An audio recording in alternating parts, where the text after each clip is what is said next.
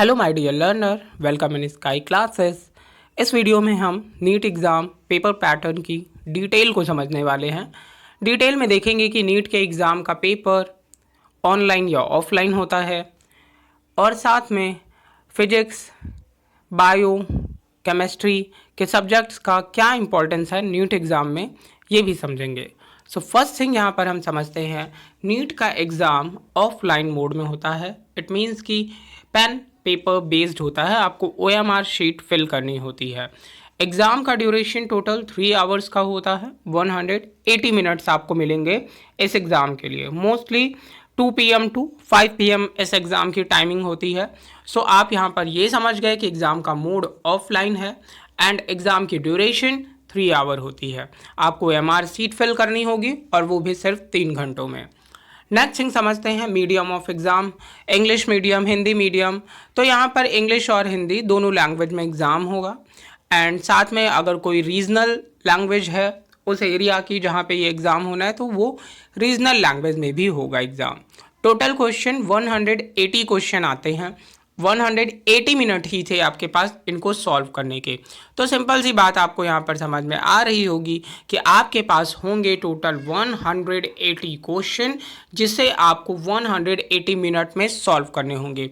हर एक सेक्शन में 45 क्वेश्चन होते हैं। इट मीन्स कि फिजिक्स में 45 क्वेश्चन, बायो में 2 सेक्शन करते हैं, बॉटनी एंड जूलॉजी, जिनके 45 क्वेश्चन होते हैं। बट पेपर में ऐसा कोई डिवीज़न नहीं होता। इवन आप 11th-12th में NCERT में भी कोई डिवीज़न में नहीं पढ़ते हो बायो को, कि बॉटनी अलग पढ़ते हो या जूलॉजी अलग पढ़ते हो, आप यूनिट वाइज पढ़ते हो। तो यहाँ पर ईच सेक्शन का मतलब आप ये समझेंगे कि फिजिक्स, केमिस्ट्री, बायो, इनमें 45 आएंगे क्वेश्चन। बायो में 45 ना होकर के 90 क्वेश्चन रहेंगे।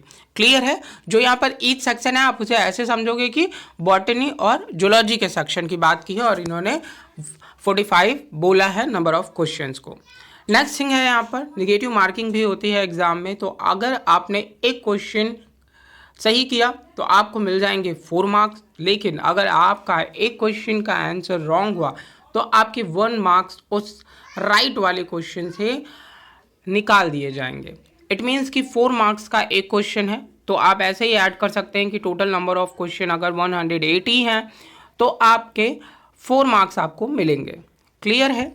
नेक्स्ट उसके बाद निगेटिव मार्किंग भी आप समझ गए होंगे कि अगर आपका एक क्वेश्चन रॉन्ग होता है तो आपके 1 मार्क्स जो राइट क्वेश्चन के थे वो वहाँ से माइनस कर दिए जाएंगे। नेक्स्ट थिंग समझते हैं। नेक्स्ट थिंग, टोटल मार्क्स होते कितने हैं, तो आपने अब तक कैलकुलेट कर ही लिया होगा कि अगर 180 क्वेश्चन है और हर क्वेश्चन है हमारा 4 मार्क्स का, तो टोटल मार्क्स हो जाएंगे 720। Next one, total exam sections कितने होते हैं, तो मैंने पहले ही बोला कि 3 सेक्शन होंगे, फिजिक्स होगा, केमिस्ट्री होगा और बायो होगा। और बायो में यहाँ पर इन्होंने 2 सेक्शंस रखे हैं जो कि बॉटनी एंड जूलॉजी से रिलेटेड है। तो 3 सेक्शंस हैं। नेक्स्ट वन, मैं डाउट्स क्लियर कर देता हूँ। मैंने जैसे बोला अभी आपको कि फिजिक्स का जो भी एग्ज़ाम है टोटल NCERT बेस्ड, जो भी 11th-12th में आप NCERT रीड करो, उसमें जो यूनिट्स हैं, जो चैप्टर्स हैं फिजिक्स में, वही टॉपिक हैं आपके नीट के। तो फिजिक्स में टोटल नंबर ऑफ क्वेश्चन आएंगे 45, और ये टोटल नंबर ऑफ मार्क्स कितने के होंगे, 180 मार्क्स के। वन थिंग क्लियर हो गई होगी। सेकेंड सब्जेक्ट को समझिए। सेकेंड है आपका केमिस्ट्री, और इसमें आएंगे आपके टोटल 45 क्वेश्चन, और टोटल मार्क्स का कितना होगा, 180 मार्क्स का। ये भी क्लियर हो गया होगा। देन बात करते हैं बायोलॉजी की।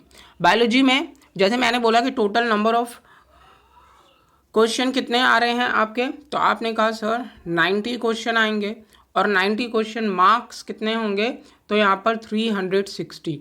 तो आपका 360 मार्क्स जो आपको मिलने वाले हैं वो बायो से मिलने वाले हैं, क्योंकि यहाँ पर 90 क्वेश्चन है।